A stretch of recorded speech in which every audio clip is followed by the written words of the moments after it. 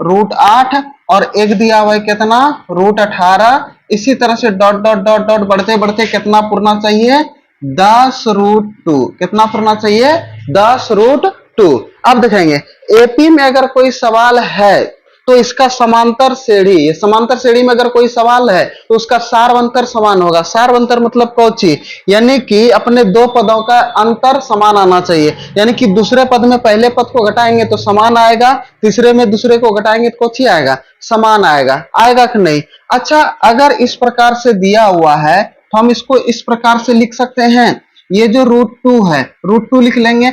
8 को ये 2√2 लिख सकते हैं। 8 को देखेंगे नहीं समझे ना तो इसका अभाज्य गुणनखंड कर लेंगे 8 का। ये 2 से 2 चौके 8, 2 से 2 दूना 4, फिर 2 एका 2। 8 को क्या लिख सकते हैं 2 गुना 2 गुना 2 लिख सकते हैं इस प्रकार से।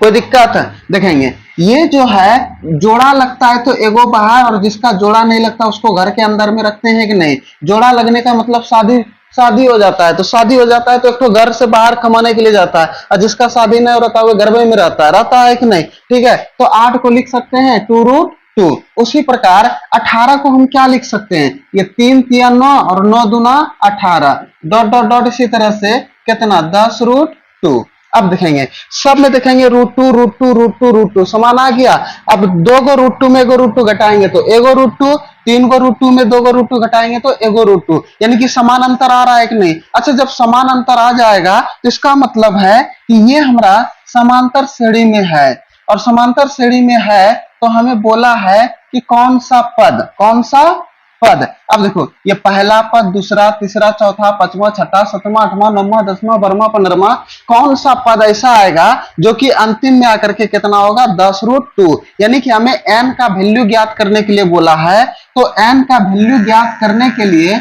हमें देखेंगे 4 चीज रहता है। एगो a रहता है, d रहता है, n रहता है और an रहता है। ये 4 को में से 3 को दिया रहेगा, चौथे का वैल्यू आपस में कोची करना है ज्ञात करना है। कोची करना है ज्ञात करना है। तो इसका हम लोग उपयोग अंतिम पद के मदद से कोची कर लेंगे, इसका मतलब सवाल को हल कर लेंगे। तो a का वैल्यू कितना है ये √2।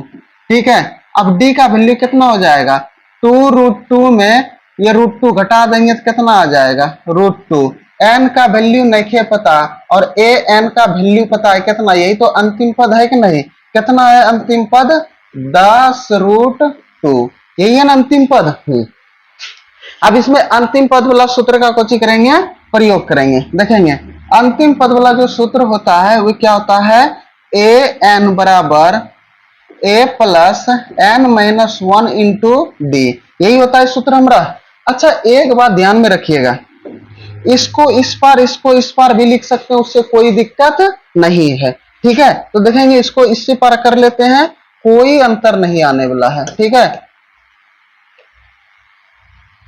अब देखेंगे a का वैल्यू कितना है √2, a के जगह पे कितना √2 प्लस n का मान नहीं पता n-1, d के जगह पे कितना √2, क्योंकि d का वैल्यू भी कितना निकला है √2 निकला है, और अंतिम पद an के जगह पे कितना ये 10√2 होगा हमारा। अब देखेंगे ये √2 प्लस में उधर जाकर के माइनस में, तो इधर हमारा क्या बचेगा n-1 इंटू √2 बराबर का ये 10 गो √2 और माइनस का एगो √2 होगा। इधर हल कर लेते हैं, ये n-1 इधर एडिटिव उतार देंगे और इंटू में ये √2 बराबर ये 9√2 होगा हमारा। देखेंगे 10 गो √2 में एगो √2 चल जाएगा तो क्या गो √2 बचेगा 9 गो √2 बचेगा कि नहीं। तो वही तो यहां से लिखेंगे ये कहां से मिट गया।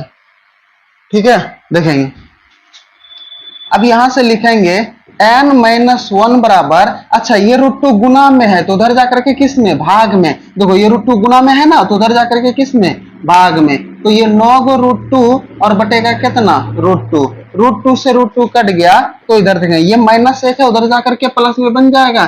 तो n बराबर तो ये 9 प्लस का 1, तो यहां से निकल जाएगा n बराबर कितना 10, यानी कि 10वां पद जो होगा वो कितना होगा 10√2, कितना होगा 10वां पद। तो यहां से लिख देते हैं कि 10वां पद जो होगा वे कितना होगा √2, यानी कि n का वैल्यू कितना निकल गया 10। यही हमारा क्वेश्चन हो गया आंसर। यहां तक में समझने में किसी को कोई डाउट, कोई परेशानी तो कमेंट बॉक्स में जरूर